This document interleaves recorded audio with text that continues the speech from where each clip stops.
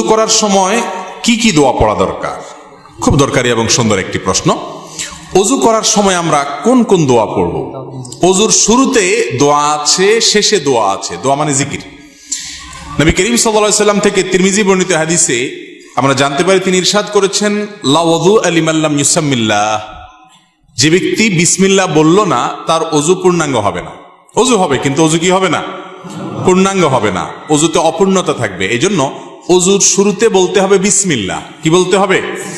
বিসমিল্লাহ বলে এরপরে অজু শুরু করতে হবে। আমাদের অনেকেই আছি, আমরা ওই যে মোবাইলের ব্যস্ততা, নানা ব্যস্ততার কারণে আমরা এসে ট্যাপটা ছেড়ে দিয়ে হুট করে হাত ঢুকে দিয়ে আমরা অজু শুরু করে দিই। বিসমিল্লাহ বলার আর খোঁজ খবর। অনেক ইমামদের মতে বিসমিল্লাহ না বললে অজুই হবে না, যদিও এটা মুফতাবিহি বা ফতোয়া নাই কথার উপরে।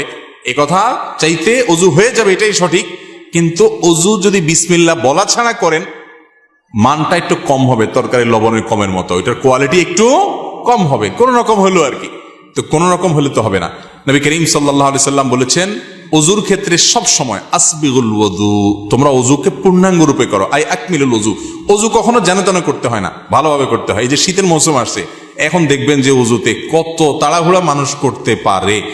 গরমের সময় দেখবেন অজুখানা সিরিয়াল লাগে থাকে, আর শীতের সময় অজুখানা সব সিটগুলো খালি, কারণ আসরের অজু দিয়া এশা পার করার বুদ্ধি। অথচ এরকম চাপাচাপি করে অজু ধরে রাখা ঠিক না, স্বাস্থ্যের জন্য ক্ষতিকর, আমলের জন্য ক্ষতিকর।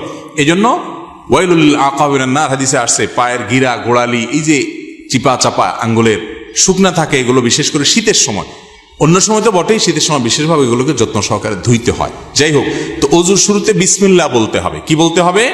বিসমিল্লাহ। এটা হলো প্রথম অজুর শুরুর জিকির। আর অজুর মাঝখানে কিছু পড়তে হবে কিনা, আপনারা অনেক বই পুস্তক দেখেন, সেখানে হাত ধোয়ার একটা দোয়া আছে, কুলি করার একটা দোয়া আছে, মুখ ধোয়ার একটা দোয়া আছে, মাথা মাসা করার আরেকটা দোয়া আছে, পাও ধোয়ার আরেকটা দোয়া আছে। আছে না নেই? এই সবগুলো দোয়া মুখস্থ আছে, এরকম কপালওয়ালা একজন মানুষ দেখি। সবগুলো দোয়া মুখস্থ আছে, এরকম কেউ নাই? মাশাআল্লাহ, আপনারা দেখা যায় সুন্নত বেদাতের পার্থক্য ভালো বোঝেন। যাক, এটা বিশুদ্ধ কোনো হাদিস দ্বারা প্রমাণিত নয় যে সকল অঙ্গ প্রত্যঙ্গে আলাদা আলাদা দোয়া আছে, তাহলে তো একজনের অজুতে 10 মিনিট করে লাগবে, ঠিক না? অজুর শুরুতে শুধু বিসমিল্লাহ পড়বেন, এটি হাদিস দ্বারা প্রমাণিত, যেটি বললাম তিরমিজির হাদিস। আর শেষে একটা দোয়া আছে, একটা বাক্য আছে, কালিমায়ে শাহাদা।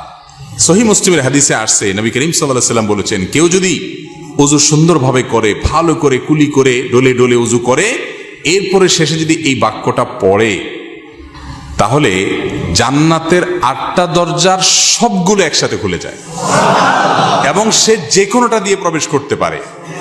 সে বাক্য হলো কি? সে বাক্য হলো আশহাদু আল্লা ইলাহা ইল্লাল্লাহু ওয়াহদাহু লা শারীকা লাহু ওয়া আশহাদু আন্না মুহাম্মাদান আবদুহু ওয়া রাসূলুহু। ওযুর শেষ এই কালিমা শাহাদা পাঠ করবেন। এটাকে আমি বলি, এটা হলো জান্নাতের 8 দরজার কমন রিমোট।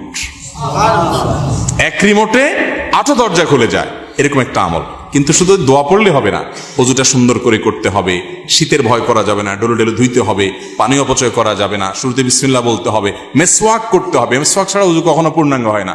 মেসওয়াক কয়জনের পকেটে আছে যদি আমি এখন জিজ্ঞেস করি? আমি নিশ্চিত 10টা হাতে উঠবে না। আমি কি ভুল বলছি? বেশিরভাগ মানুষ আমরা মেসওয়াক করি না। মেসওয়াক একটা ডাল রাখবেন পকেটে। আমি চেষ্টা করি আমার পরিবারের সকল সদস্যদেরকে মেসওয়াকে অভ্যস্ত করতে। মেসওয়াকের মাধ্যমে ঈমান তাজা হয়, ঈমান তাজা হয়, এর সাথে ব্রেইনের নার্ভের সম্পর্ক, ঈমান তাজা হয়। মেসওয়াক করবেন। তো এই জন্য পূর্ণাঙ্গ ওযু করবেন, শুরুতে বিসমিল্লাহ আর শেষে আশহাদু আল্লা ইলাহা ইল্লাল্লাহু ওয়াহদাহু লা শারীকা লাহু ওয়া আশহাদু আন্না মুহাম্মাদান আবদুহু ওয়া রাসূলুহু। এই দুটি দোয়া শুরু এবং শেষে আছে।